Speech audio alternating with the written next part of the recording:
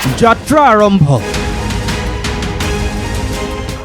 Target Lok Sabha, বিধানসভা সমষ্টিয়ে ৰকিবুল।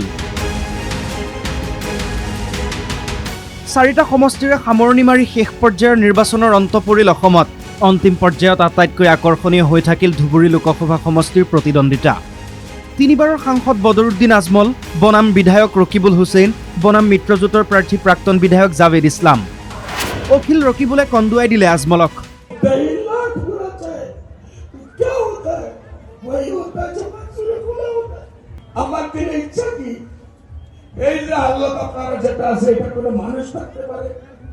মৌলানা বদৰুদ্দিন আজমলে ঢোকে ঢোকে পানী খালে।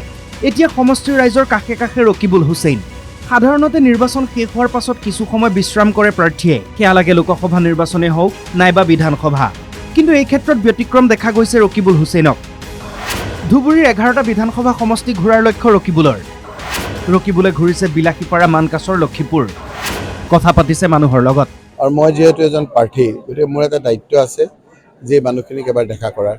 গতিকে ইয়াত ধুবুৰী লোকসভা সমষ্টিৰ 11টা সমষ্টি, 11টা সমষ্টিৰ ভিতৰত মই 8টা সমষ্টিত যোৱাবাৰ এবাৰ দেখা কৰিলোঁ আৰু 3টা সমষ্টি থাকি গ'ল। এতিয়া 2টা সমষ্টি আজি গোৱালপাৰা পূব আৰু জলেশ্বৰ, এই 2টা ঠাইত এডোখৰ ঠাইত আমি আহি এবাৰ দেখা কৰাটো মোৰ কৰ্তব্য বুলি ভাবিলোঁ। সাধাৰণতে ভাৰতবৰ্ষৰ বোধহয় ইলেকশ্যন শেষ হোৱাৰ পিছত সকলোৱে ৰেষ্ট লয়, গতিকে মই এই ভিতৰুৱা অঞ্চললৈ আহি আমাৰ বিধায়ক দুজনৰ একেলগে আহি আমি যেনেকৈ ইলেকশ্যনৰ আগত পীৰবাৰীত আহি আমি পীৰসকলক দেখা কৰিছিলোঁ, এতিয়া মই তেওঁলোকক শুক্ৰিয়া আদায় কৰিবৰ কাৰণে তেওঁলোকৰ ওচৰলৈ আহিছিলোঁ। ৰকিবুলৰ মুখত ধুবুৰীৰ সমস্যাৰ কথা, সেয়া কওঁতেও খোজ মাৰিলে মুখ্যমন্ত্ৰীক। ধুবুৰীৰ ৰাইজৰ মূল সমস্যা খহনীয়া। বছৰ বছৰ ধৰি লাখ লাখ লোক খহনীয়াৰ কবলত পৰিছে। খহনীয়াত ঘৰ মাটি হেৰুৱাই অন্য ঠাইত আশ্ৰয় লয় জনতাই। সেই ঘৰ আকৌ হিমন্ত বিশ্ব শৰ্মা চৰকাৰে ভাঙি পেলায়। এই সমস্যাৰ স্থায়ী সমাধান উলিয়াব লাগিব, ক'লে ৰকিবুল হুছেইনে।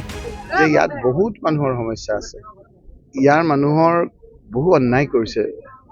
11টা বিধানসভা সমষ্টি এটা লোকসভা সমষ্টিত দিব নাপায়। 27 লাখ মানুহ আপোনাৰ দিছে, য'ত আপোনাৰ কমিউনিকেশ্যনটো ঠিক নহয়। এই মানুহখিনিৰ প্ৰতি ঘোৰ অন্যায় কৰা হৈছে। এজন MPয়ে 12 লাখ 13 লাখ টকা যিমান পইচা পাব, 5 কোটি টকা, আৰু 27 লাখ টকা মানুহ একেই টকা পাব। গতিকে এই মানুহখিনিৰ পৰা বিভিন্ন ক্ষেত্ৰত যথেষ্ট অন্যায় কৰা গৈছে। বহুদিন মানুহে আমাক ভালকৈ হাঁহিব পৰা নাই, এবাৰ হাঁহিব পাৰে নেকি তাকে যত্ন কৰাৰ বাবেহে ইয়ালৈ আহিছোঁ। সেইকাৰণে ইলেকশ্যনৰ পিছদিনাও, ইলেকশ্যনৰ আজি কোনো ভোটৰ কথা নাই, মানুহৰ লগতে বিলীন হৈ আছে। জলেশ্বৰৰ দৰগাহত উপস্থিত হৈ পীৰ মজাহুৰুল ইছলামৰ সৈতে সাক্ষাৎ কৰিলে ৰকিবুল হুছেইনে। বিলাসীপাৰাত ৰকিবুল হুছেইনক উষ্ম আদৰণি।